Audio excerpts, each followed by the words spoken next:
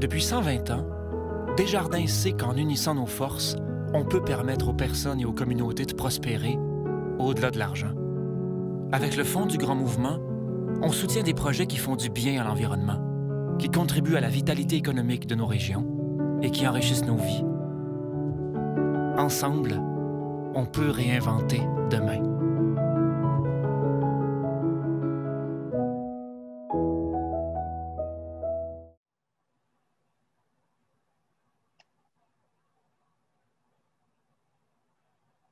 Alors, bonjour tout le monde. Je me présente. Mon nom est Charles Milliard. Je suis président directeur général de la Fédération des chambres de commerce du Québec. Donc, je veux vous souhaiter la bienvenue ce matin à la tournée Mouvement pour la relance socio-économique en Mauricie et au cœur du Québec.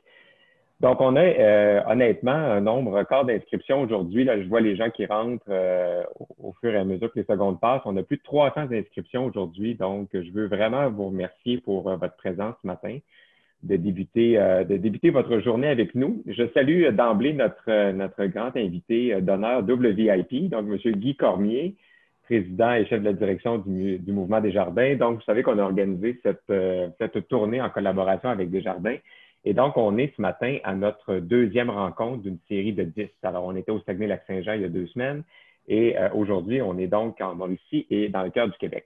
Je vous présente aussi quelques-unes des personnes qui sont sur votre écran en ce moment. Donc, M. François Gagnon, que plusieurs d'entre vous connaissez, chroniqueur économique au réseau Cogeco. Donc, merci François d'être avec nous. Et François donc animera la deuxième partie de la rencontre ce matin en compagnie de 2 entrepreneurs locaux. On vous avait dit qu'on voulait parler vraiment d'enjeux de la région ou des régions dans le cadre de ce matin. Alors, je vous présente Mme Geneviève Hardy, qui est vice-présidente et fondatrice chez Entreprise Prémont, et Mme Isabelle Beauregard, donc directrice des opérations chez Meubles RD.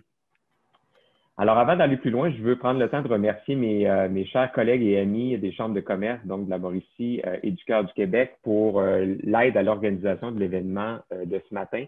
Donc, peut-être remercier les 2 chambres ambassadrices, donc, qui ont vraiment joué un rôle crucial dans le recrutement des participants. Donc, la Chambre de commerce et d'industrie Bois-Franc-Érable, la Chambre de commerce et d'industrie de Trois-Rivières.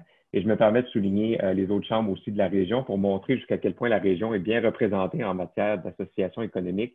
Donc, les chambres de commerce de Mekinac, de la MRC de Masquinongé, du Haut-Saint-Maurice, de Shawinigan et bien sûr de Drummond. Je vais aussi mentionner à 300 personnes, on peut prendre la peine de le faire, quelques invités de marque qui sont avec nous. On a quand même 3 élus, en tout cas un minimum de 3 élus, lesquels j'ai été avisé, donc qui sont avec nous. Donc, les députés à l'Assemblée nationale, Simon Allaire et Éric Lefebvre, ainsi que le député fédéral, M. Alain Reyes. Alors, à vous 3, je vous souhaite la bienvenue. Merci d'être avec nous. Je mentionne aussi la présence de l'équipe des ministres Jean Boulet et Sonia Lebel. On a aussi des représentants du bureau de la députée fédérale Louise Charbonneau. On a des représentants du Conseil de la Nation Atikamekw. Je veux saluer aussi la présence du professeur Frédéric Lorrain de l'Université du Québec à Trois-Rivières, avec qui on a collaboré via l'Institut de recherche sur les PME, donc une organisation académique très importante dans votre région. Et on a quelques journalistes aussi qui se joignent à nous, entre autres, de Radio-Canada. Alors à tous, considérez-vous officiellement salués ce matin. Vous le savez, je ne vous ferai pas un préambule socio-sanitaire très long. Là, on est dans une situation qui est loin d'être évidente. On parle de nouvelles zones qui pourraient devenir rouges dans les prochains jours. Hier, on a atteint un nombre record de cas, 1300 quelques.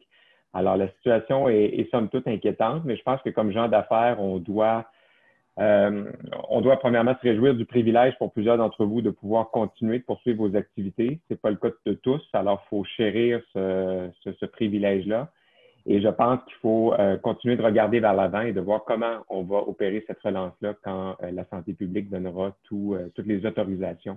Alors, concentrons-nous sur notre zone d'influence, je pense, qui est de rassurer nos employés, d'avoir des mesures donc pour travailler qui répondent aux besoins et de rester somme toute optimiste parce que vous êtes des fers de lance, vous êtes des motivateurs, vous êtes des gens qui inspirent vos employés et les gens dans vos localités. Alors, je vous invite vraiment à garder le cap. Aujourd'hui, avec M. Cormier, on va vous parler vraiment de données économiques qui sont très pertinentes et très centrées sur les régions de la Mauricie et du cœur du Québec. Et par la suite, moi, je vais vous revenir avec quelques données d'un nouvel outil qu'on a lancé à la Fédération qui s'appelle l'Observatoire FCCQ. Je vous en parle tout à l'heure.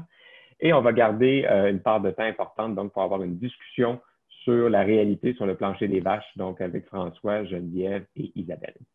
Alors, avant toute chose, je vais céder la parole à mon collègue Robert Béliveau, qui est président du conseil d'administration de la Chambre de commerce Bois-Franc-Érable. Et encore une fois, je vous remercie d'être avec nous. Alors, Robert? Alors, merci Charles. Alors, bon matin à vous tous et toutes. Nécessairement, je suis très heureux au nom des chambres de commerce du Centre du Québec et de la Mauricie de vous souhaiter la bienvenue. J'aimerais profiter de l'occasion pour saluer messieurs Cormier et Millard, madame Geneviève Hardy, Isabelle Beauregard, mes consoeurs et confrères des chambres de commerce participantes, les députés et les représentants, soit M. Benoît Bélanger et Denis Desrochers de notre région que je connais particulièrement, les représentants, de même que les députés et leurs représentants, Madame Annie-Pascale Côté, Isabelle Noël de la Caisse Desjardins de l'Érable, merci beaucoup de votre présence, c'est très apprécié. Et de même que les médias, il ne faudrait pas les oublier, on sait qu'il y en a quelques-uns ce matin. Plusieurs chambres de commerce sont présentes aussi, de la région Mauricie, centre du Québec. Charles en a fait référence, mais je tiens à les souligner quand même, soit la Chambre de commerce d'industrie de Trois-Rivières, la Chambre de commerce d'industrie du Haut-Saint-Maurice, la Chambre de commerce de Mekinac, Chambre de commerce de l'industrie de la MRC de Masquinongé, la Chambre de commerce et d'industrie de Drummond et nécessairement la nôtre, la Chambre de commerce et d'industrie des Bois-Francs-Érable. Nous savons tous que dans le cadre de cette crise, plusieurs entreprises qui, lors de l'annonce du confinement, des budgets catastrophes se sont construits car tout apparaissait plutôt sombre à ce moment-là. Quand on regarde le résultat aujourd'hui, cette pandémie aura créé des opportunités extraordinaires pour plusieurs secteurs d'activité, alors que pour d'autres, la menace s'est concrétisée. Pensons par exemple aux restaurants, à tout ce qui est le secteur événementiel, le tourisme. Et je ne peux passer l'impact de la pénurie de main-d'œuvre qui a été créée aussi à travers certains programmes. Il est pertinent de vous rappeler que dans le cadre de la relance économique provoquée par cette pandémie, les chambres de commerce seront présentes pour réunir tous les acteurs afin de traverser cette crise sans précédent. Et il est clair que l'on fera cette démarche-là ensemble. Tout en travaillant en étroite collaboration avec la Fédération des chambres de commerce du Québec, nous continuerons d'être la courroie de transmission entre les membres et le gouvernement. Plus que jamais, nous serons présents pour soutenir nos membres et il est clair que de notre côté, c'est vraiment notre focus. Finalement, je souhaite remercier sincèrement Desjardins et la Fédération des chambres de commerce du Québec, partenaires de l'événement, de nous offrir gracieusement ce webinaire qui, j'en suis convaincu, sera très intéressant.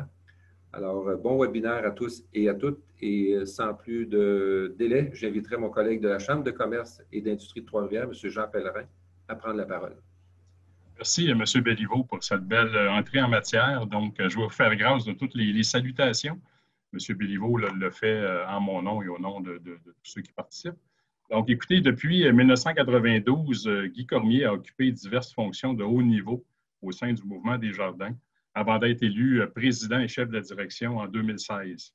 Depuis son arrivée à la présidence, il favorise une culture d'entreprise forte, centrée sur les membres et clients. Il encourage fortement l'innovation à travers l'ensemble du mouvement, en plus d'accélérer la transformation numérique. Il met également sur pied un fonds de 100 millions afin d'appuyer des initiatives en provenance des communautés locales et régionales. Fort du succès de ce programme, Guy Cormier a aussi créé le Fonds du Grand Mouvement, disposant d'une enveloppe de 150 millions afin de soutenir la relance socio-économique à travers le Québec et l'Ontario. En 2020, il devient le premier parrain d'Academos pour soutenir les jeunes et les aider à trouver leur voie. Il se fait également l'ardent défenseur d'un meilleur partage de la prospérité, d'un développement économique durable axé sur les personnes et de l'édification d'une société toujours plus ouverte et inclusive où chacun peut réaliser ses ambitions. Alors, c'est donc avec un immense plaisir que je cède maintenant la parole à notre conférencier de ce matin, mon président, M. Guy Cormier. Oh. Merci beaucoup, M. Pellerin, pour cette belle introduction. À vous, Charles Millard, président, le directeur général de la Fédération des chambres de commerce. M. Béliveau, à vous aussi, président de la Chambre de commerce Bois-Francs-Érable, à tous les députés présents et leurs représentants, les membres de la communauté d'affaires de la Mauricie, du Centre du Québec, les collègues du Mouvement Desjardins. Merci beaucoup d'être là. Je suis très, très content d'être avec vous ce matin, de voir qu'il y a déjà autant de personnes à 8h, 8h10 ce matin. Je pense que c'est un beau témoignage, une belle importance que vous accordez à la relance économique. Ça démontre que malgré la distance, malgré la pandémie, on est capable de se rencontrer. On est capable ensemble de collaborer pour chercher des solutions.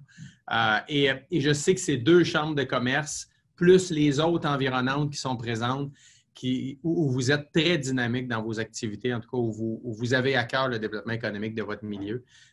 Pourquoi on a décidé de jumeler et la Mauricie et le Centre du Québec? C'est qu'on voulait peut-être aller un petit peu plus loin dans tout ce qui touche le secteur manufacturier. Donc, merci beaucoup d'avoir fait cette activité qui est un peu plus conjointe, là. On débute actuellement, j'aime pas ça dire ça, là, mais on débute peut-être une deuxième vague. On ne sait pas dans quel état elle est, cette deuxième vague-là. Mais je pense que ce qu'on va discuter aujourd'hui là, est très tributaire, autant au niveau des hypothèses que je vais vous emmener, très tributaire de la gestion de cette deuxième vague-là et à quel point nous tous, on va tout faire pour essayer d'éviter cette propagation du virus-là. Et puis, en premier chef, j'espère que vous, personnellement, vos familles, vos employés sont en santé et que ça se passe bien. En même temps qu'on attaque ces semaines-là qui sont devant nous, on sait tous qu'il va y avoir une après-crise, il va y avoir une après-pandémie, puis oui, il va y avoir une relance comme telle. Et c'est l'objectif de cette tournée virtuelle-là aujourd'hui, c'est justement de vous entendre les entrepreneurs, de vous entendre les gens d'affaires sur comment vous voyez les choses.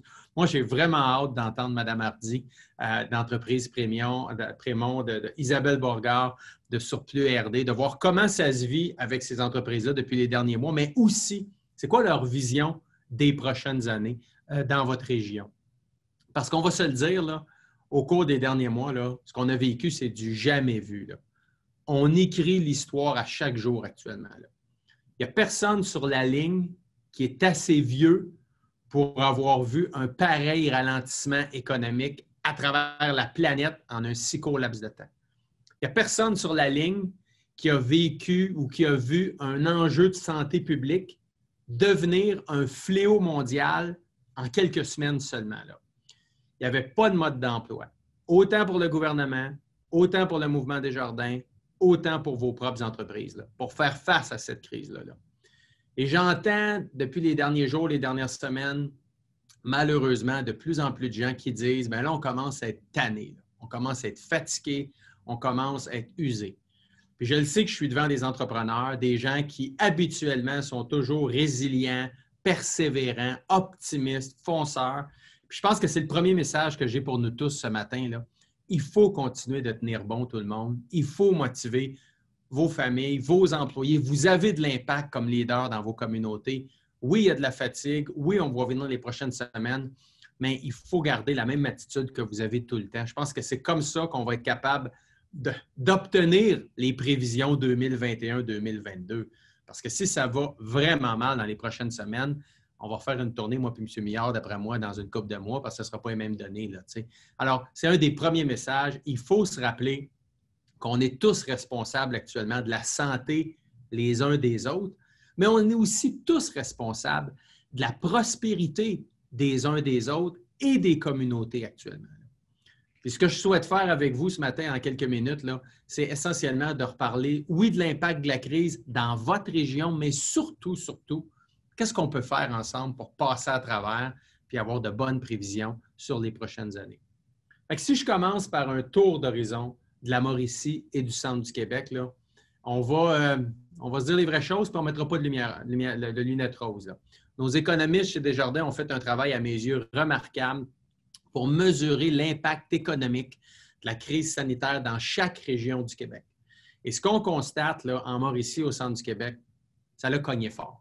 En 2020, on anticipe une diminution du PIB, de la croissance du Québec, d'à peu près 4,6 %. Chez vous, c'est un peu plus que la moyenne. Un repli de 5,3 % de la croissance économique en Mauricie et un repli de 5,5 % pour le Centre du Québec. En Mauricie, là, pour vous donner une idée, c'est 15 400 emplois qui ont été perdus jusqu'à maintenant entre février et juillet.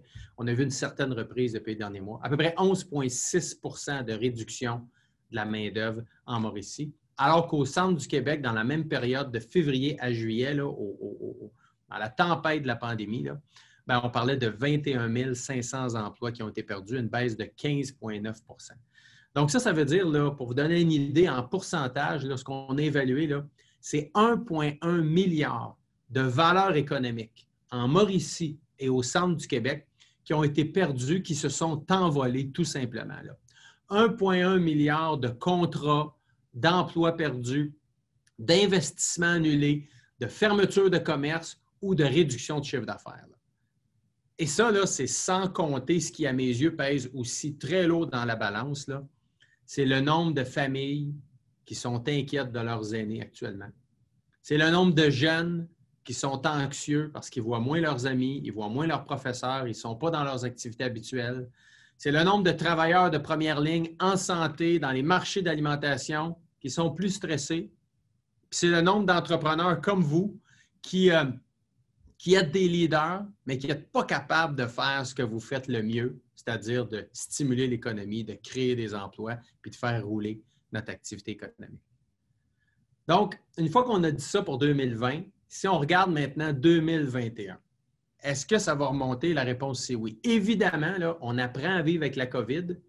Puis ce que je vais vous partager dans les prochaines minutes, c'est très, très tributaire de comment va se passer la gestion, mais aussi l'ampleur de cette deuxième vague-là comme telle. Ce qu'on s'attend en 2021, c'est un rebond de l'économie du Québec de 6,2 % en termes de croissance d'activité économique. Pour les deux régions de la Mauricie et du centre du Québec, on parle d'un rebond qui va être légèrement inférieur à ce qu'on va voir au Québec, mais on parle d'un rebond anticipé de 5,2 % pour les deux régions de façon identique, là. Donc, c'est, selon moi, là, quand vous regardez les dernières années, c'est très positif, plus de 5 % de croissance de l'activité économique. Puis il y a beaucoup de raisons là, qui expliquent un peu ce chiffre qui est un peu en deçà de la moyenne du Québec, là, et ça tient essentiellement à la structure de votre économie, là.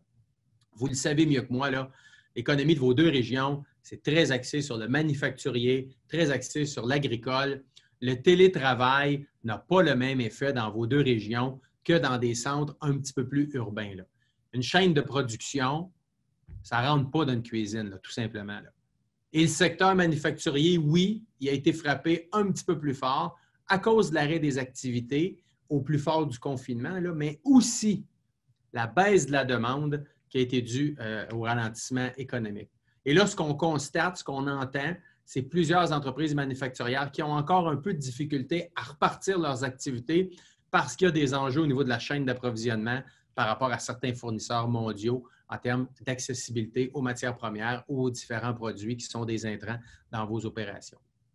Nos économistes chez Desjardins là, anticipent là, que 2021 va être positif, mais le retour à la normale d'avant la pandémie là, dans vos activités, ça va vraiment aller au printemps 2022 où, selon nos prévisions, on va revoir un niveau d'activité économique, de fluidité de l'activité économique qui va ressembler un petit peu plus à ce qui se passait avant la pandémie, fin 2019. Évidemment, les courbes d'emploi vont aussi suivre là, de façon là, presque parfaitement corrélée comme telle. Donc, je le disais, la Mauricie, le centre du Québec, c'est à peu près 1,1 milliard de valeur économique qu'il faut viser à régénérer rapidement pour revenir dans une activité pré-COVID. Mais si vous me le permettez, je ne pense pas qu'on devrait chercher à revenir comme avant. Puis je vais prendre le temps de... En tout cas, je pense que c'est important de bien le comprendre. L'objectif, ça devrait pas seulement de revenir comme avant, comme je le disais, mais ça devrait surtout de chercher à faire mieux qu'avant, de faire différemment qu'avant. Cette crise-là, là, tout le monde s'en serait passé, là. Maintenant, on est pris les deux mains dedans, là. Alors, il faut essayer de tirer le positif de cette situation-là. Puis ce qu'on constate à l'échelle canadienne, c'est que la pandémie a clairement accéléré la numérisation de beaucoup d'entreprises, là.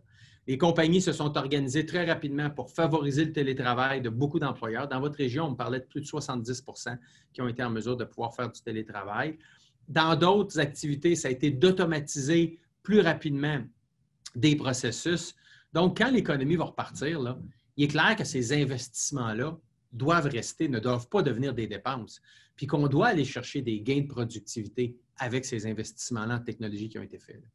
Et considérant le fait que vous devez être beaucoup actuellement à repenser à vos prochaines années, qu'on est en train de repenser à notre économie de la prochaine décennie, bien, comment on va produire, comment on va acheter, comment on va consommer, pourquoi pas penser à le faire aussi différemment? Peut-être plus efficacement comme entreprise, plus proprement et plus solidairement. Puis c'est dans cet esprit-là que le Mouvement Desjardins souhaite continuer de travailler avec les entrepreneurs, avec les communautés. Vous le savez, le Mouvement Desjardins, c'est le premier groupe financier au Québec, leader en financement aux particuliers, leader en financement aux entreprises, leader comme assureur de biens automobiles, habitation.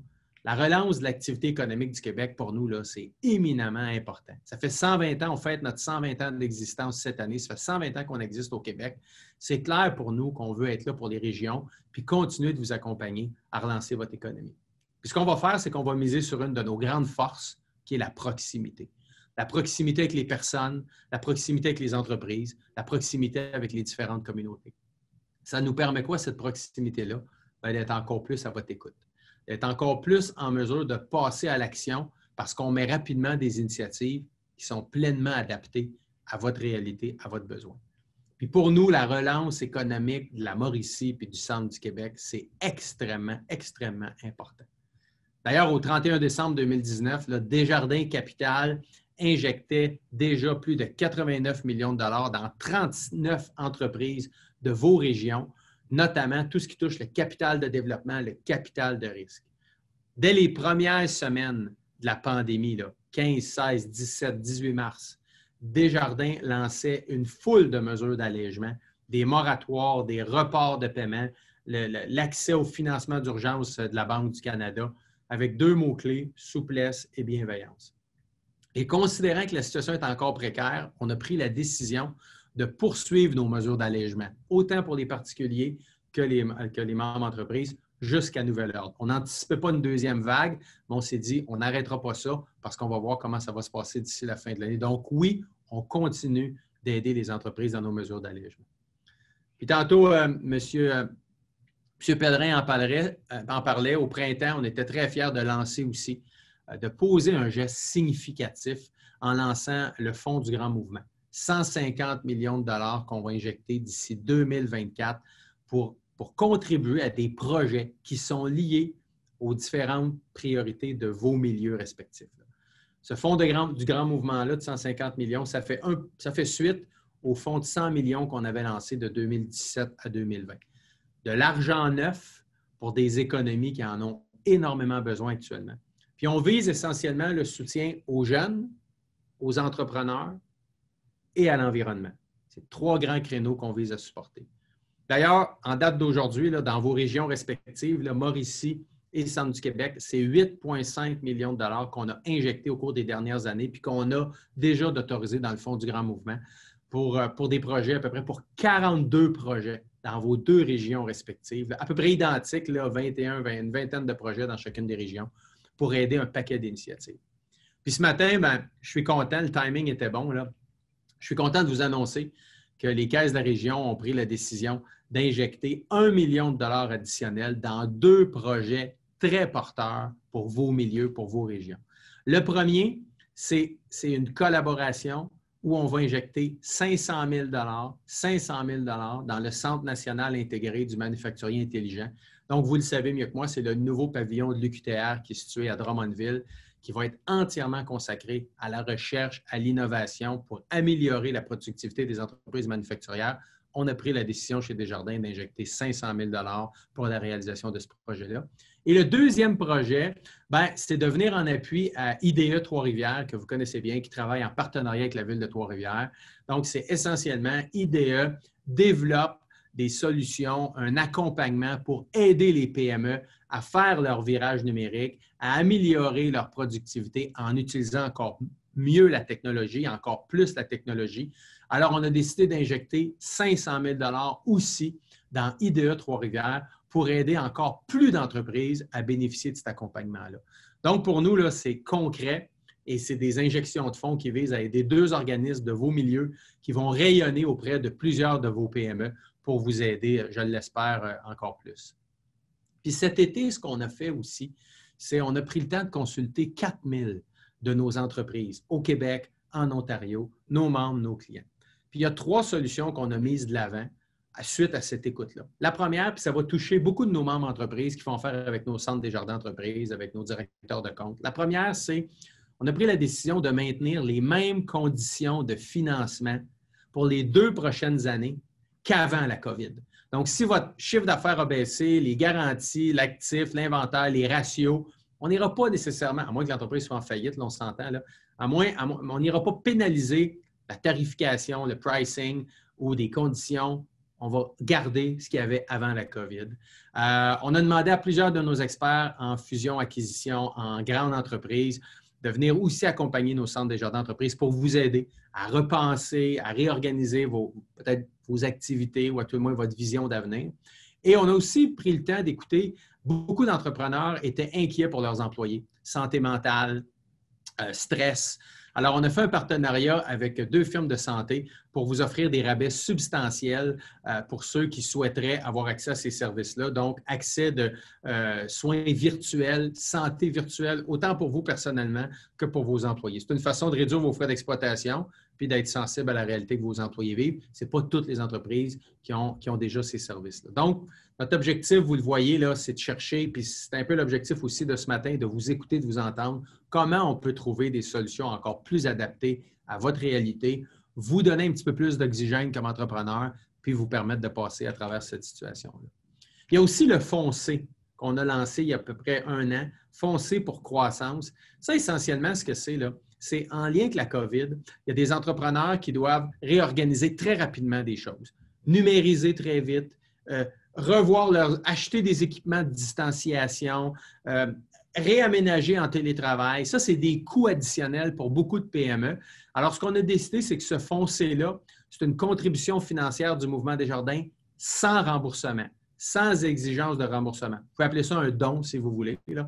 Donc, ça fait une énorme différence pour beaucoup d'entreprises. Jusqu'à maintenant, là, en Mauricie et au centre du Québec, c'est 37 projets d'entreprises qui ont été autorisés pour 300 000 à peu près d'injection de fonds. Et je vous le dis tout de suite, là, pour ceux qui sont en ligne, l'enveloppe était de 450 000 Donc, il reste à peu près encore 150 000 Je vous invite vraiment à parler à votre directeur de compte entreprise ou à votre CDE pour justement voir s'il n'y a pas un projet qui pourrait se qualifier pour ça. Donc, c'est généralement des sommes entre 5 et 10 000 là, qu'on va clairement donner à court terme. C'est vraiment très rapide là, comme besoin là-dessus. Donc, vous le voyez, notre engagement, c'est de viser à vous aider au maximum au niveau des entreprises, puis aussi de vous permettre, dans un certain cas, de saisir des opportunités d'affaires qui pourraient être très intéressantes dans ce contexte-là. Et je pense que je vois votre présence ce matin, là, c'est en travaillant ensemble qu'on va y arriver, j'en suis convaincu. Et je vous le disais un petit peu d'entrée de jeu, je ne pense pas que c'est de viser d'essayer de revenir comme avant, c'est de viser d'être meilleur qu'avant.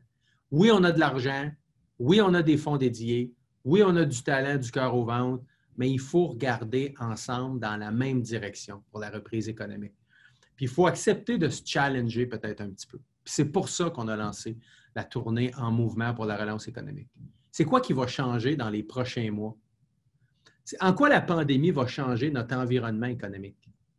Comment les changements qui s'en viennent vont affecter votre secteur d'activité, votre entreprise? C'est des grosses questions, là. Puis les réponses, là, ils ne vont pas toutes arriver en même temps, là. Mais il faut avoir ce genre de discussion actuellement, là. Dans votre communauté, dans votre région, avec vos familles, dans vos entreprises. Si on veut faire émerger un Québec post-COVID, là, qui stimule encore plus l'activité économique. Et d'ailleurs, et c'est pour ça que je salue vraiment Charles, la Fédération des chambres de commerce, les différentes chambres de commerce qui génèrent actuellement ce genre d'échange dans les entreprises pour justement regarder les choses différemment. De notre côté, c'est sûr que chez Desjardins, on a une petite idée de ce qui pourrait s'en venir comme tel. Le gouvernement, vous l'avez vu, il l'a dit clairement au Québec, là, il veut rapatrier des activités, il veut rapatrier certaines productions au Québec, notamment dans le domaine du biomédical. Bien, ça, chez Desjardins, ça nous intéresse grandement. Vous, comme entrepreneur, vous en pensez quoi? Est-ce que c'est des opportunités pour vous, ça? Il y a une volonté d'achat local encore plus forte. On a même commencé à parler encore plus intensivement de la production en serre. Bien, ça aussi, ça nous intéresse chez Desjardins. Il y a tout le grand défi de la lutte au changement climatique. Là. Puis le développement d'une économie encore plus verte comme telle. Bien, ça veut dire, oui, l'électrification des transports, notamment jusqu'aux mines de lithium. Il y a tout ce qui touche les énergies renouvelables. Il y a tout ce qui touche la protection de l'environnement. Il y a des filons actuellement en émergence très intéressants en termes d'intelligence artificielle qui vont continuer de prendre de la place. Puis il y en a de nouveaux qui vont se développer dans les prochains mois, dans les prochains trimestres, dans les prochaines années. Donc, vous voyez ça comment, vous? L'autre élément pour moi qui est important, c'est que je suis profondément convaincu que notre société va être marquée là, par un changement de valeur important au cours des prochaines années. Le vieux modèle économique qu'on connaît, là, extraire, transformer, utiliser, jeter, c'est un modèle qui, pour beaucoup de personnes, va répondre de moins en moins aux attentes d'une société qui est moderne. Il va falloir penser à passer à d'autres choses parce que c'est insoutenable économiquement puis environnementalement parlant. Puis la pandémie, selon moi, elle est venue faire prendre conscience à beaucoup de gens de notre fragilité actuellement. Puis moi, je constate une prise de conscience quotidienne de plus en plus grande de beaucoup de personnes sur le post-COVID. Là. Les citoyens, les actionnaires, les entrepreneurs, les consommateurs là, vont être de plus en plus nombreux à rechercher des projets ou des produits qui s'insèrent dans le concept d'économie circulaire. Ici, là, ce qu'on parle par l'économie circulaire, on parle d'un écosystème où rien n'est perdu, où tout est réutilisé et où les produits usés d'une entreprise deviennent essentiellement le début d'une autre chaîne. Dans votre coin, il y a une belle entreprise, Coop Agri-Énergie de Warwick, là, qui se prépare à faire du gaz naturel renouvelable à partir des rebuts agricoles qui travaillent en partenariat avec Énergie. Ça, c'est un bel exemple d'économie circulaire. On crée plein de boucles où on utilise moins des ressources que je vais qualifier de vierges, on gaspille moins et nos activités se font dans un plus grand respect des personnes, un plus grand respect de l'environnement. Et pour nous, c'est extrêmement important chez Desjardins et c'est pour ça qu'on a décidé de travailler en partenariat, en collaboration avec l'École de technologie supérieure à Montréal, une collaboration où on va injecter 2 millions de dollars pour justement travailler avec des entreprises, pour innover, pour chercher des solutions, pour augmenter leur productivité, pour mieux utiliser les ressources primaires, puis réduire en même temps l'émission de gaz à effet de serre.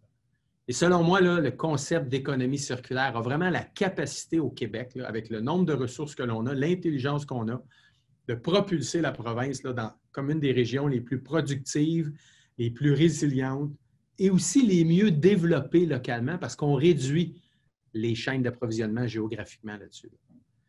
Je vous le disais, avec la pandémie, on est tous responsables les uns des autres. Là. Puis on réalise aussi que nos gouvernements ont joué un rôle très important pour amortir le choc de la présente crise. Là. Et ce que je constate, c'est le retour à une pensée de plus en plus collective. Ça, c'est l'autre changement de valeur que je suis convaincu, selon moi, qui va demeurer. Là. Pendant les dernières décennies, là, le vent a soufflé très, très fort là, sur la promotion des libertés individuelles. Là. Puis ça, là, c'est très bien en passant. Là.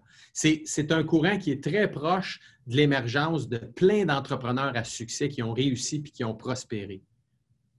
Mais les effets de la pandémie là, viennent nous rappeler toute l'importance de la pensée collective, du rôle de l'État comme protecteur du bien commun. On est bien libre, mais on est fort ensemble. Et je suis convaincu que le modèle coopératif, avec ses valeurs d'entraide, de solidarité, d'engagement, c'est plus pertinent que jamais actuellement.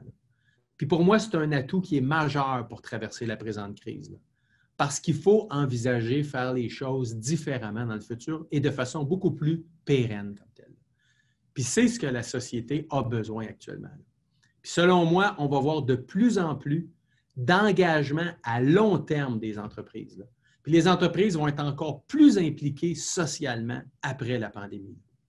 On s'en va vers une société qui est de plus en plus consciente, ancrée sur les personnes, ancrée sur les communautés, ancrée sur l'environnement.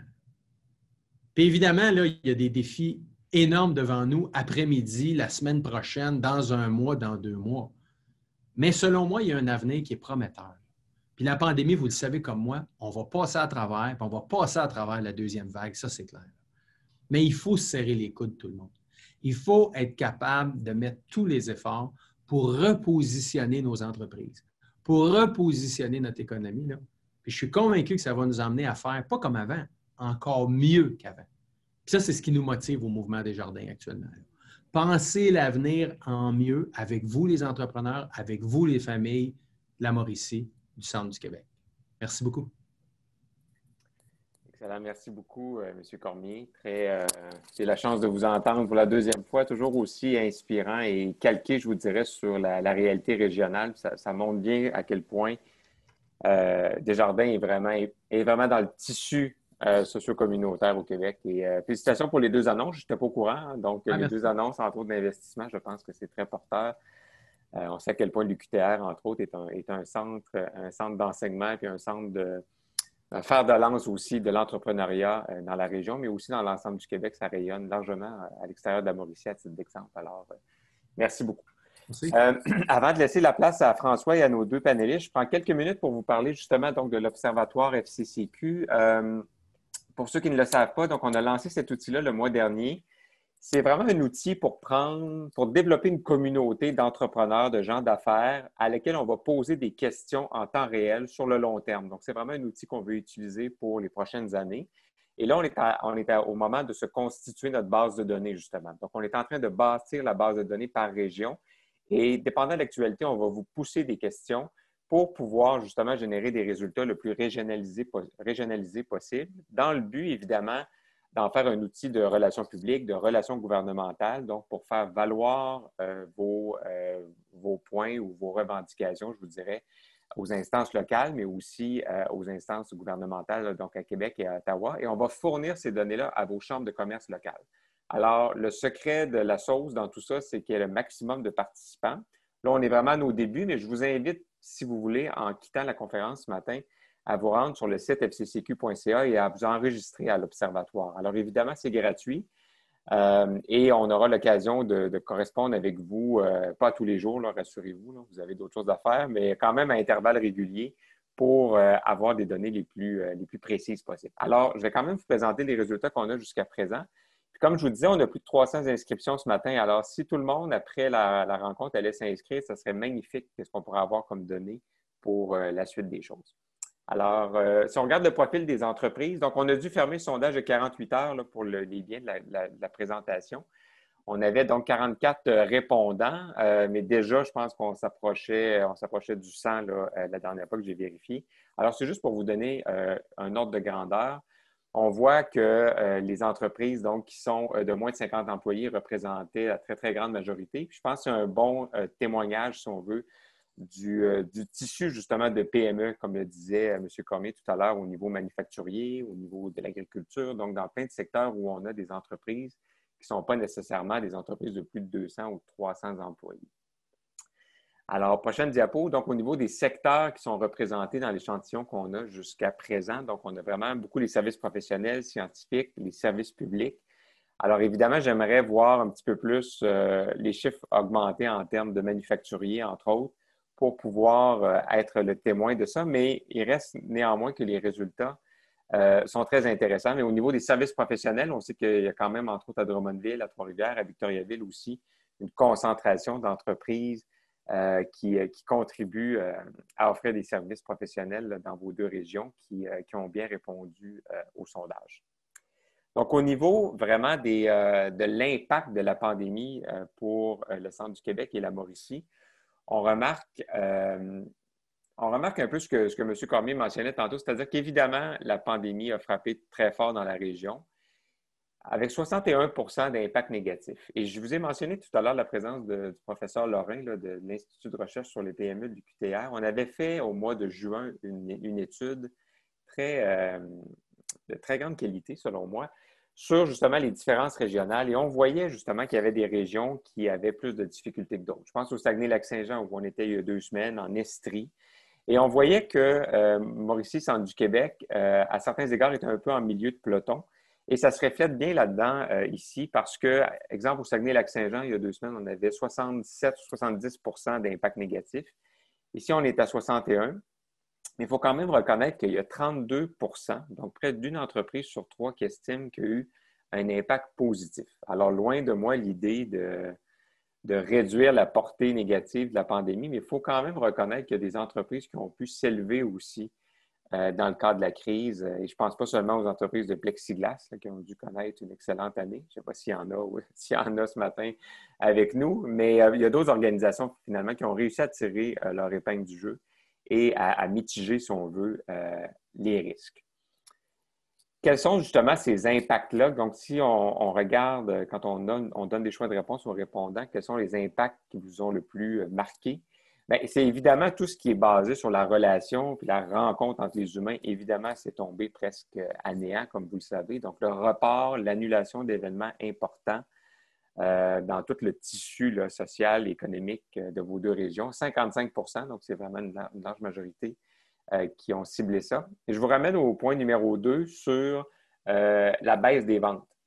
Donc, 41 évidemment, c'est très appréciable, mais je vous rappelle qu'il y a 61 des gens qui estimaient qu'il y avait un impact négatif à la crise. Alors, ce que je trouve intéressant là-dedans, c'est qu'on ne fait pas que penser à nos ventes quand on pense à comment ça va dans nos organisations. Et donc, on accorde une importance aussi en tant que gestionnaire à d'autres éléments, comme exemple les enjeux de main-d'œuvre, comme les exemples au niveau opérationnel, logistique, donc tout le concept de rénovation sanitaire, d'avoir eu à préparer nos entreprises pour accueillir nos clients et nos employés dans une façon un peu COVID, si on veut.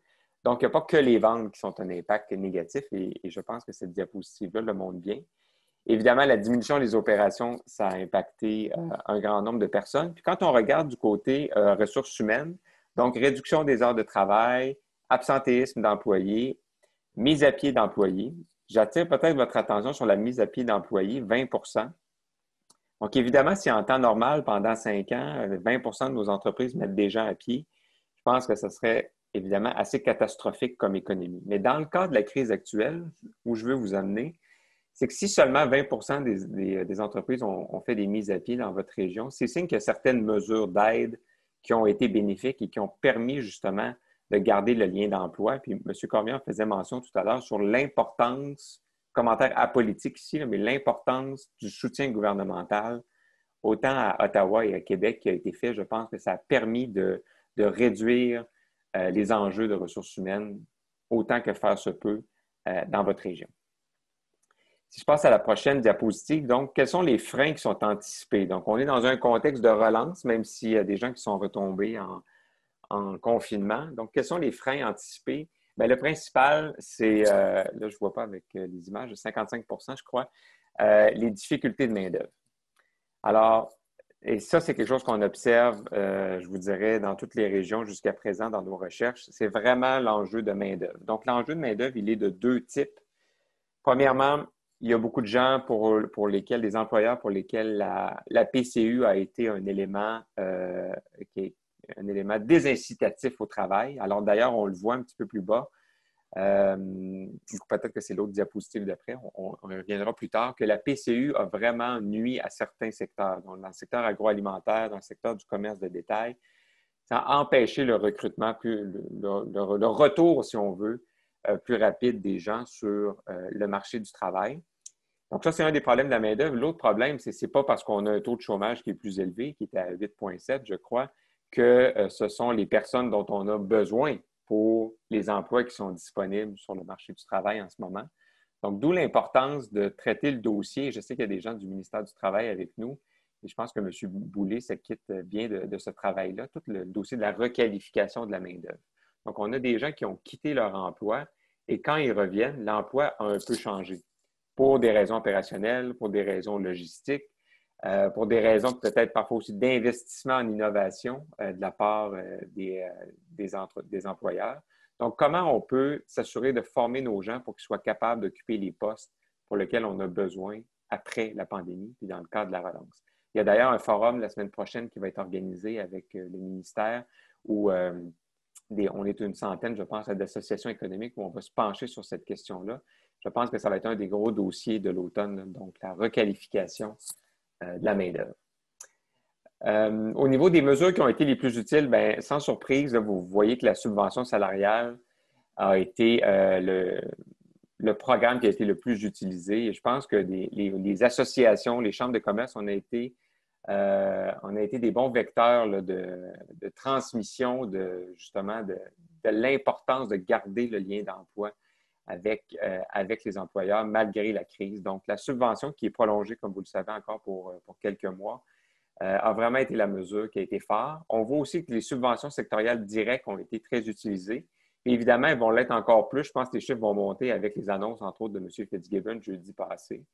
Et il y en aura peut-être d'autres, malheureusement, dans les prochaines semaines. Donc, vraiment ciblé sur combler les frais fixes, donc payer les factures des gens qui ne peuvent opérer et qui doivent rester ouverts parce que c'est important pour tout le tissu économique de vos localités.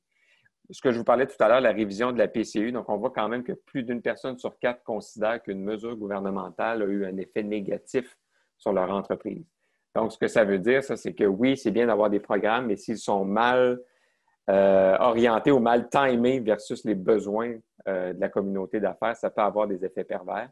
Et on le voit très bien avec la PCU, qui a été très utile au départ, je vous rassure, mais vers la fin, ce n'était plus le cas. Et une dernière mention à 7 l'aide sur les loyers commerciaux. On voit que cette mesure-là, par la complexité d'avoir accès à l'argent, a un peu raté sa cible, avec seulement 7 dans votre région qui l'ont utilisé. Je termine avec une dernière donnée sur le télétravail. J'aimais bien l'image de M. Cormier tout à l'heure qu'on ne peut pas rentrer une chaîne d'approvisionnement dans une cuisine. Effectivement. Par contre, pour les gens qui peuvent le faire, il faut voir que le télétravail, ce n'est pas qu'une affaire de centre-ville, de Montréal ou de Québec. Donc, vous avez été 77 à nous dire que le télétravail était disponible dans vos organisations. Ça m'a quand même surpris. C'est largement plus élevé qu'au Saguenay-Lac-Saint-Jean.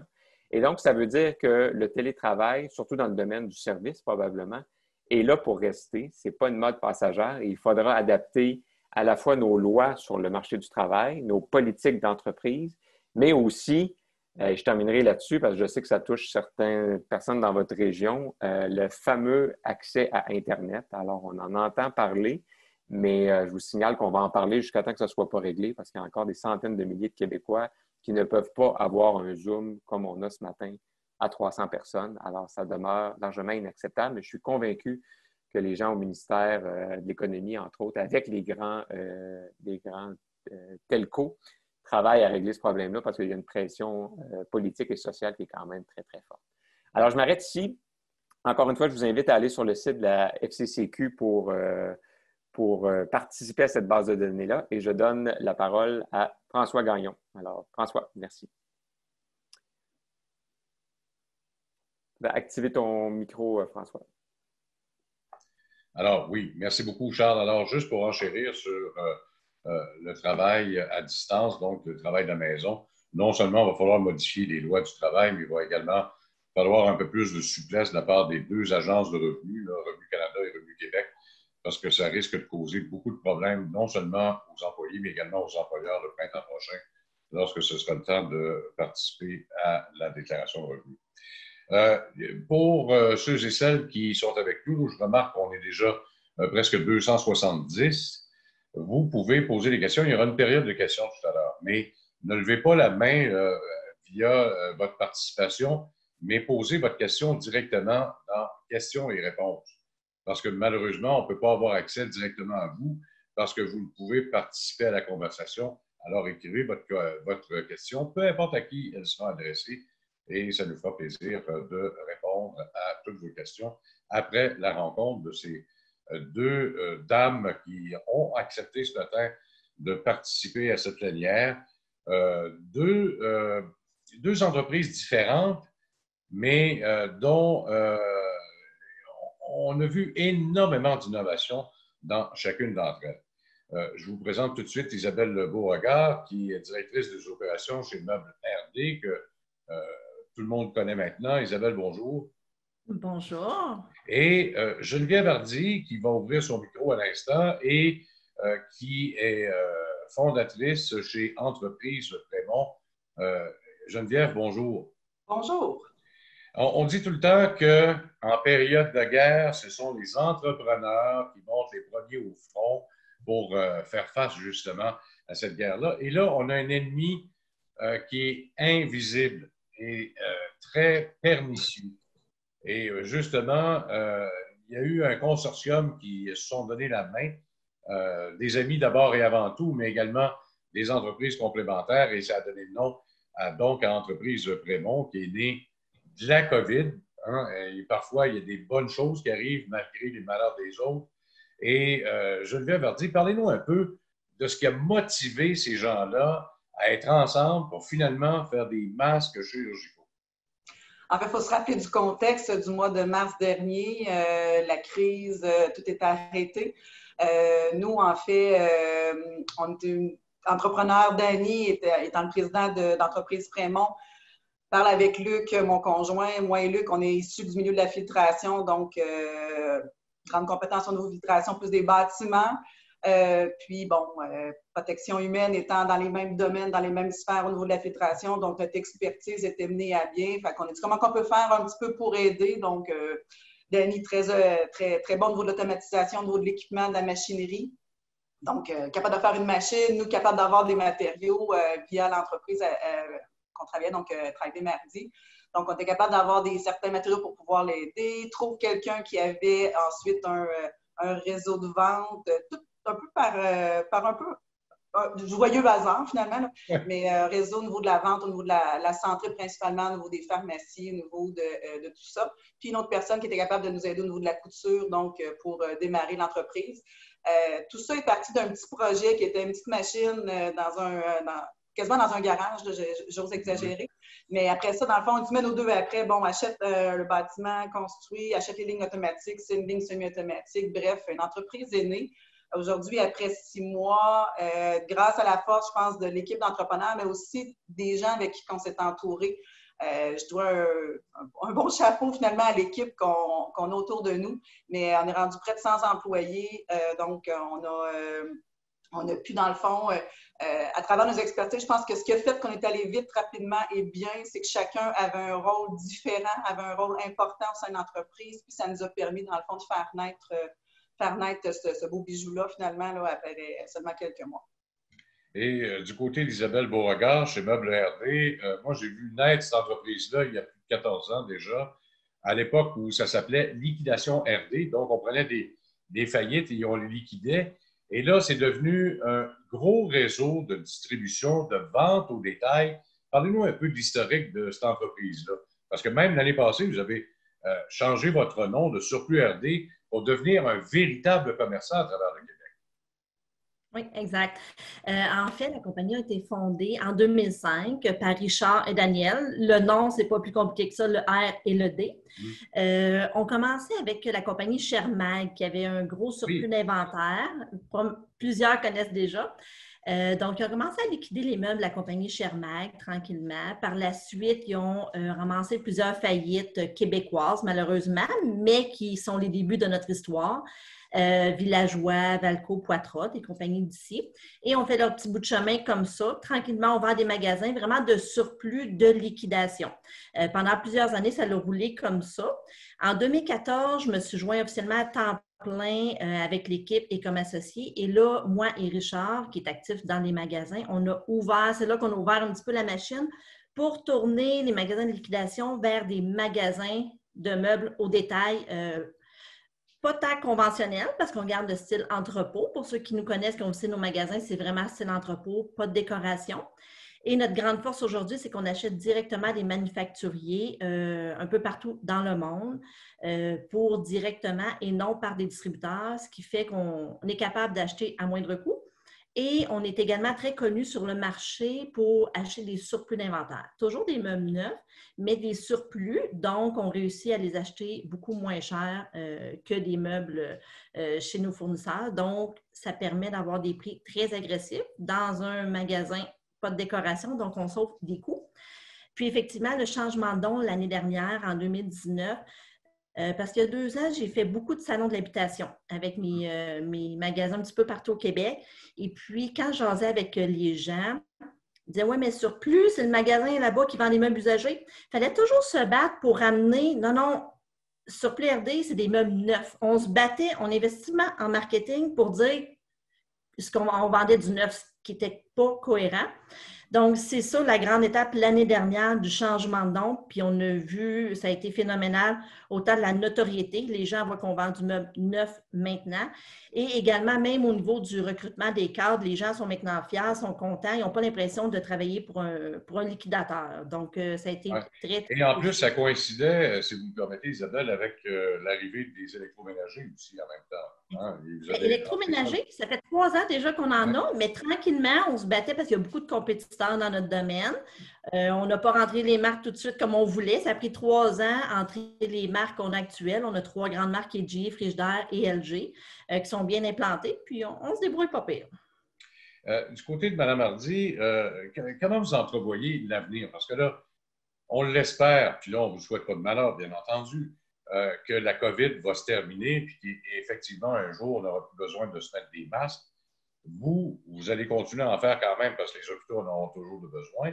On avait besoin d'une certaine quiétude, une autosuffisance ici au Québec qu'on n'avait pas. On était à merci des Chinois, on l'a vu, des avions qui étaient détournés au mois de mars vers l'Europe ou ailleurs, alors que nous, on attendait nos masques. Il a fallu attendre une très, très grosse livraison à partir d'un très gros appareil ici à Mirabel, mais il n'en demeure pas moins qu'il va falloir regarder l'après. Comment vous voyez ça, vous, chez vous, l'après? En fait, l'avenir pour nous, en fait, comme vous l'avez dit, je pense qu'on a appris un peu de cette crise-là aussi. En fait, ce qu'on voulait, c'était de l'indépendance au Québec, au Canada, au niveau des produits sanitaires. Donc, nous, notre défi qu'on s'est donné, dans le fond, c'est de pouvoir, oui, non seulement pallier à la crise phase 1, là, la crise numéro 1, mais là, la crise numéro 2, crise numéro 3. Mais en fait, ce qu'on s'assure, dans le fond, nous, c'est de s'assurer au niveau de la production à long terme, qu'est-ce qu'on peut faire. Donc, oui, au début, l'acquisition des machines s'est fait rapidement, mais là, c'est vraiment au niveau de la stabilisation. On a fait notre branding, on a fait nos choses pour être capable de perdurer, mais en fait aussi, notre produit, c'est une technologie unique. Là. On a, oui, le fameux masque bleu que tout le monde voit, mais oui, dans le masque bleu, nous, dans le fond, on a une technologie qui est un petit peu différente, un produit qui respire mieux, un produit qui est plus facile au niveau de la peau. Les gens ont la difficulté parce que, bon, l'humidité reste sur la peau. Nous, ça permet de meilleure éloignement dans le fond de l'humidité sur la peau. Donc, tous les petits bobos de peau qu'on voit, c'est pallié. Donc, on essaie vraiment d'aller de la différenciation au niveau du produit. On essaie aussi de sortir des nouveaux produits, entre autres pour les malentendants. On est en train de travailler, dans le fond, fort pour sortir un produit efficace qui est approuvé, dans le fond, au niveau de Santé Canada, parce que c'est toujours un petit peu ça aussi. On travaille en étroite collaboration, on s'assure d'avoir oui, on a une licence, mais s'assurer aussi que nos produits sont tous conformes avec les normes ASTM. Les gens apprennent beaucoup, finalement. On ne porte pratiquement pas de masque à part les milieux hospitaliers, mais en fait, ce qu'on veut faire, c'est l'éducation auprès des gens, qu'ils soient capables d'avoir des produits qui correspondent, qui sont efficaces pour les protéger aussi, parce que on peut avoir un peu n'importe quoi, mais ce qu'il faut, c'est se protéger des microbes. Ce qu'on veut, c'est qu'à long terme, les gens s'en soient conscients aussi. Donc, c'est vraiment développer une conscience sociale qu'après, on peut aussi, quand on est malade, on va en Chine, on va en avion, n'importe où. Alors, les gens se promènent, ils ont déjà le masque. Oui, ils ont des problèmes de pollution beaucoup plus importants que nous. Mais quand même, ils ont une conscience, lorsqu'ils ont une petite grippe, ils ont un petit rhume, ils le portent déjà d'emblée. Donc, je pense que ça va venir un petit peu la norme aussi par après. Puis, ce qu'on souhaite naturellement, c'est de consolider nos contrats plus à long terme. Mais oui, avec des produits différents, puis avec des parts de marché. On s'automatise, on travaille fort pour essayer de stabiliser nos coûts, pour être compétitif dans le marché, puis être capable d'offrir des produits à long terme. Oui, dans le fond, c'est certain. Et être capable d'aller vers l'exportation. Madame Beauregard, quand on regarde la crise, ça n'a pas été facile, particulièrement pour le commerce de détail. Comment vous êtes-vous débrouillé pendant la fermeture de vos magasins? Parce qu'ils ont été fermés quand même pendant presque 2 mois, là. Oui, exact. Je vous dirais que nous, la journée que l'annonce a été faite, les magasins ont tous été fermés. Puis là, on s'est dit, oh mon Dieu, qu'est-ce qui va arriver? On a investi tant d'années de travail, pas pour tout perdre. On s'est vraiment remis en question rapidement. Mais on s'est viré de bord. Nous, on a déjà un site web transactionnel où vous pouvez acheter directement. Donc, moi, j'avais congédié jour 1 tous les employés et le lendemain, j'ai rappelé mes superviseurs, mes meilleurs directeurs de magasin. J'ai dit, venez-vous-en, je vous engage, vous êtes maintenant conseillers sur le web. Alors, on a un outil de chat sur le web, donc ils chattaient avec les clients, ils les appelaient pour les aider au téléphone. Puis c'est comme ça qu'on s'en est sorti jusqu'à temps qu'on réouvre les magasins. Comment ça vous a aidé, les subventions comme la subvention salariale ou encore l'aide aux entrepreneurs, l'aide aux entreprises, l'aide des différentes banques? Est-ce que vous en avez bénéficié de ça, vous? Un petit peu, mais étant donné qu'on travaille beaucoup sur le web, on n'a pas eu tant besoin. On a été chercher un petit peu la subvention salariale de 75 % quand les magasins étaient fermés, mais par la suite, on n'était pas éligible aux autres programmes. Bon. Donc, on s'est débrouillé. C'est une question de débrouillardise. Comment vous entrevoyez l'avenir de votre côté? C'est sûr que nous, notre plus grand défi, comme pas mal tout le monde, c'est la main-d'œuvre. Autant le recrutement, la rétention, que là, ce que je travaille tranquillement, c'est le côté psychologique de cet automne que j'appréhende un petit peu. On en a parlé tantôt. Avec l'automne, habituellement, les journées qui rapetissent, tout ça, les gens sont confinés chez eux, donc on va leur offrir du support un petit peu psychologique. Nous, au niveau, pour l'instant, domaine du meuble, ça va bien. Les gens restent chez eux, en profitent pour investir dans la maison, donc on est dans un bon domaine.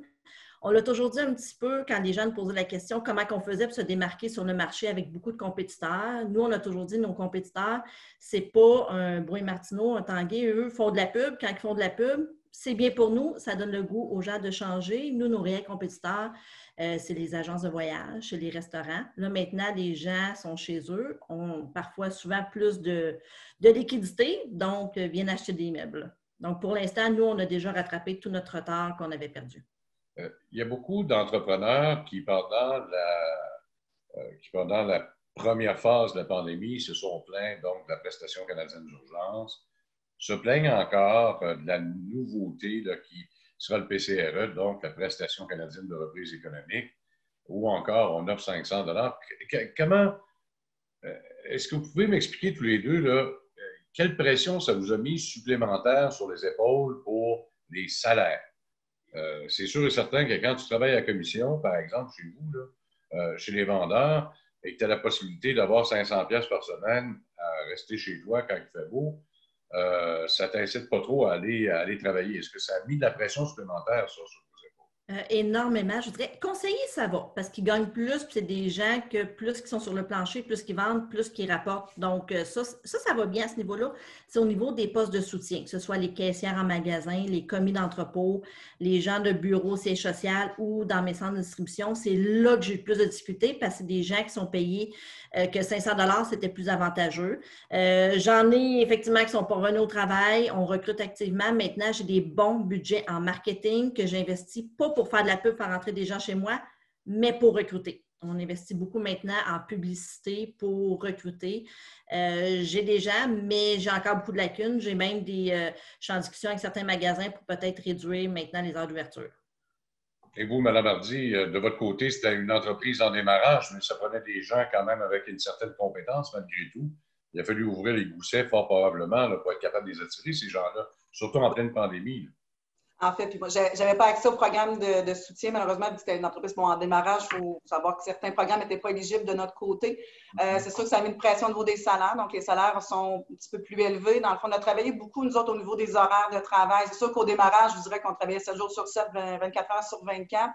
Mais en fait, pour ramener à des horaires de travail beaucoup plus agréables, dans le fond, on travaille 4 jours et demi, 20 heures par jour. Donc, c'est vraiment des horaires un petit peu plus concentrés qui nous permettent à tous et chacun d'avoir un meilleur équilibre entre travail et famille. Donc, je pense que l'ambiance aussi de travail est vraiment agréable. Fait que, je pense que c'est des petites choses comme ça qu'on a travaillé fort.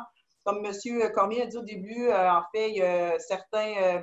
les pourcentages de personnes qui étaient disponibles au travail lors de la pandémie nous ont permis d'avoir accès quand même à un bassin de recrutement rapide et certains étaient beaucoup inquiets aussi, ne savaient pas si leur entreprise fermait, tandis que nous, on était assurés de travailler au moins du mois pendant toute cette période-là. Fait, beaucoup ont pris le pas et se sont joints à nous. Fait que nous, ça nous a été quand même assez bénéfique, mais quand même au niveau salarial, c'est sûr qu'on est allé plus haut pour être capable d'être plus intéressant que les programmes mis en place par le gouvernement. Là. Fait que c'est sûr, ça avait une pression, mais on avait un besoin de recrutement de 100 personnes. Là. Fait que fallait que ça bouge, puis il fallait qu'on soit... Il fallait que ça soit rapide, effectivement. Oui, exactement. Fait que c'est sûr qu'on est allé on a fait les mesures. Alors, je rappelle, Mme Hardy et Mme Beauregard, à nos participants qu'ils peuvent nous poser des questions via le QNR qu'on appelle questions-réponses. Alors, n'hésitez pas à écrire. Ne levez pas la main dans la salle virtuelle parce que malheureusement, on ne pourra pas répondre à votre question, mais vous pouvez les écrire. Et on en a déjà. Il y a Isabelle qui nous a écrit. Elle est de Saint-Boniface dans la MRC de Masquinongé. Peu importe qui pourra répondre à cette question-là. Est-ce qu'elle a accès au service de ID de Trois-Rivières pour m'aider au virage numérique? Peut-être M. Pellerin pourrait répondre à cette question-là. Et je pense qu'on a probablement sur la ligne aussi des gens de chez IDRI. Si je ne me trompe pas, il y en avait quelques-uns, je pense, qui étaient inscrits ce matin. Donc, ce serait peut-être les mieux placés là, pour répondre justement là, à leur question. Alors, à ce moment-là, peut-être communiquer avec les Trois-Rivières pour être capable d'avoir les réponses à cette question-là. Une question peut-être pour M. Cormier. Qui on peut contacter chez Desjardins pour obtenir de l'aide pour une entreprise qui fait des projets agroalimentaires et environnementaux? Vous en avez parlé tantôt, la fameuse économie circulaire, là, ou de produits bio-CRC avec l'idéologie de symbiose entrepreneuriale et circulaire. Chez vous, il y a des programmes qui existent pour ça? Exactement. Moi, je vous invite à aller voir votre directeur de Centre Desjardins Entreprises, le directeur général de votre caisse. C'est la bonne personne à entrer comme premier contact. Et une fois qu'on aura une meilleure idée de ce qu'est le projet, on pourra voir à le faire cheminer. Est-ce que ce sera avec capital de risque Desjardins? Est-ce que ce sera avec notre CDE? Donc, oui, allez directement à la caisse, rencontrer le directeur général ou le directeur du CDE. Si vous avez déjà un directeur de compte, n'hésitez pas à communiquer avec lui. À partir de là, on verra ce qu'on peut faire. Mme Hardy qui a suscité également quelques réactions. Est-ce que vous utilisez du biocharbon dans vos filtres? Oui, aussi. Est-ce que vous aidez également des nouvelles entreprises à mettre en marché des nouvelles technologies filtrantes? En fait, non, on n'utilise pas de biocharbon actuellement. Deuxième question, en fait, on est en train de développer des membranes spécialisées, dans le fond, plus au niveau environnemental, qui sont un petit peu plus, dans le fond, mieux au niveau de l'environnement aussi. Donc, il faut savoir aussi que déjà notre matériel initial, au niveau de l'espace que ça prend, dans le fond, nous, la plupart des produits, dans le fond, c'est quand même assez long à détruire au niveau de l'environnement. Par contre, nous, on est vraiment...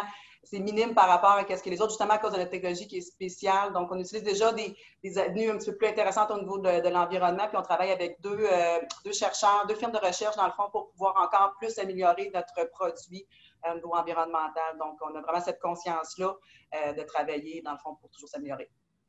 Il y a de Gloria qui s'est intéressée à l'idée d'Isabelle tantôt sur le marketing de recrutement. Est-ce que vous avez quelques petits trucs à lui donner? Oui, ça me fait plaisir.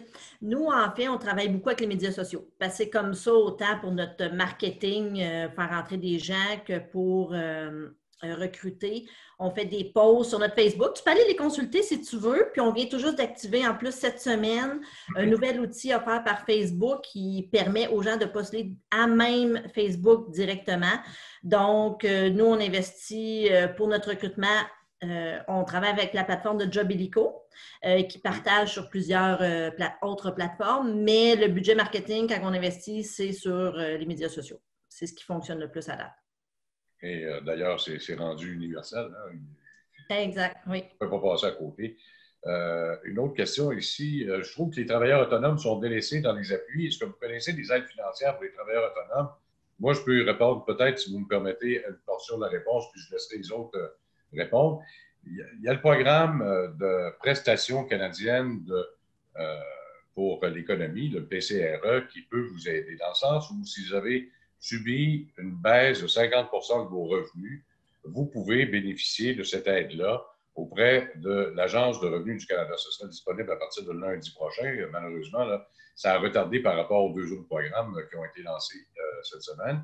Mais il y a toujours cette aide-là qui existe pour 26 semaines, 500 $ par semaine. Je ne sais pas les autres, est-ce que vous avez entendu parler d'autres programmes qui pourraient peut-être venir en aide financièrement, justement, aux travailleurs autonomes? Parce que oui, effectivement, il y en a plusieurs qui ont eu énormément de difficultés. C'était bien beau, le PCU, là, Mais si on avait eu quelques petites tapes dans le dos, par exemple, ça a été difficile, par exemple, pour le prêt d'urgence aux petites entreprises, là, où il n'était pas accessible au départ. À la fin, il l'était, mais il fallait justifier plein de choses. Est-ce qu'il y a d'autres programmes qui existent, d'après vous? Je ne sais pas, Charles, de ton côté, en premier, avec la Oui, Fédération. en fait, je pense qu'il y a des annonces intéressantes qui ont été faites par la ministre Mélanie Joly aussi via les agences de développement économique. L'image qu'elle utilisait, c'était de pouvoir soutenir les entreprises ou les gens d'affaires qui tombaient un peu dans les cracks là, des grands programmes gouvernementaux. Fait que ça pourrait être intéressant de regarder un peu du côté, entre autres, de Développement économique Canada. Il y a certains programmes qui pourraient aider, mais effectivement, on ne se le cachera pas là, que les travailleurs autonomes ne sont pas les gens, outre la PCU, qui ont été les plus supportés là, dans le cadre de la crise. Je pense qu'il faut le reconnaître. Là. Et voilà. Et voilà. Parce qu'il y a beaucoup d'entrepreneurs qui sont des travailleurs autonomes d'abord et avant tout. Et malheureusement, ça faisait peut-être partie des gens qui avaient été oubliés à ce moment-là. Peut-être une dernière question. Il nous reste encore quelques minutes. Une question qui s'adresserait soit à Isabelle ou peut-être à Geneviève. Souvent, les besoins en matière de production et la réalité des ressources humaines sont difficiles à réconcilier. Comment vos cadres en production-opération acceptent les changements requis à l'environnement de travail, les horaires, et ensuite pouvoir recruter et conserver cette main-d'œuvre-là? C'est pas facile, là. Peut-être Geneviève en premier? Bien, en fait, ce que je peux dire, nous, c'était en démarrant. Je pense que tout était à créer, puis on changeait et on évoluait pratiquement de jour en jour dans notre stratégie. En fait, je dirais simplement d'être à l'écoute puis de communiquer le mieux possible. Je reviens à la base. Souvent, c'est un petit peu ça qui est à considérer. Dans le fond, vraiment venir communiquer, parler. Moi, c'était une société qui est en changement, pratiquement ça quotidiennement. On essayait de mieux renseigner. Est-ce qu'on était parfait tous les jours? Non. Mais est-ce qu'on essayait de l'être? Oui. Donc, on travaillait fort. Puis si on se trompe, bien, on peut réexpliquer puis on peut dire pourquoi. On a des superviseurs de plancher qui étaient très proches des employés. Dans le fond, ils étaient quotidiennement, même nous, comme groupe d'entrepreneurs. Et je dirais que les 4 premiers mois, les fins de semaine, on était ici, on aidait, on était en train de travailler avec la gang. Donc, je pense que c'est le soutien, le groupe, puis de dire qu'on est là aussi. Il faut se rappeler qu'on était en contexte de crise aussi. Donc, tu sais, les gens prêtaient main forte, savaient qu'on avait une mission, dans le fond, d'aider un peu chacun des Québécois à passer au travers, puis de par notre apport pour fabriquer des masques. Bon, on peut peut-être contribuer à quelque part de stopper ce virus-là. Donc, je pense que ça a été une mobilisation qui est intéressante. Donc, c'est un petit peu plus ça. Et du côté de Meubles RD, comment on s'ajuste à ce moment-là entre les besoins de l'entreprise, les aléas de la pandémie, et être capable de satisfaire ses employés en même temps? Bien, je vous dirais, je vais reprendre les mots un petit peu de Geneviève, qui était l'écoute et la communication. Moi, mon associé Richard, on était très impliqués. Moi, je visitais les magasins en gardant toujours mes distances, là, parce que je ne voulais pas promener les virus, mais jasais directement avec les gens. On a un groupe privé qui est un Facebook privé d'entreprise qu'on a mis en place, mais qui était déjà en place, mais que là, on a renforcé. On faisait des petits vidéos live pour communiquer avec les gens, les écouter le plus possible, les amener à nous poser des questions. On a créé une adresse courriel personnalisée pour ça, exprès pour ça, quand les gens avaient des questions, qu'il y avait des problématiques. Donc, on a essayé d'être à l'écoute le plus possible de nos gens. On a été tolérants et patients également. On l'est encore. Ben oui, il faut parce que les ressources humaines, c'est le cœur même d'une entreprise.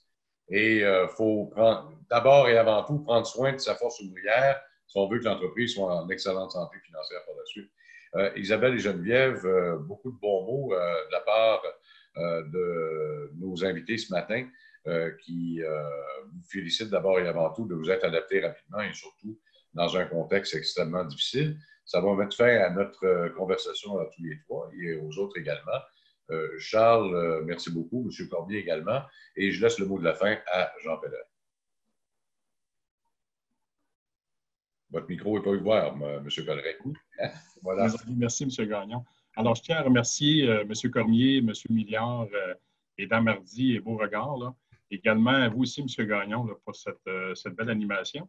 Donc, je veux remercier la Fédération des chambres de commerce du Québec de propulser ce type de rencontre là, qui a permis une agréable collaboration avec tous nos collègues de la région, que je tiens encore une fois là, à saluer.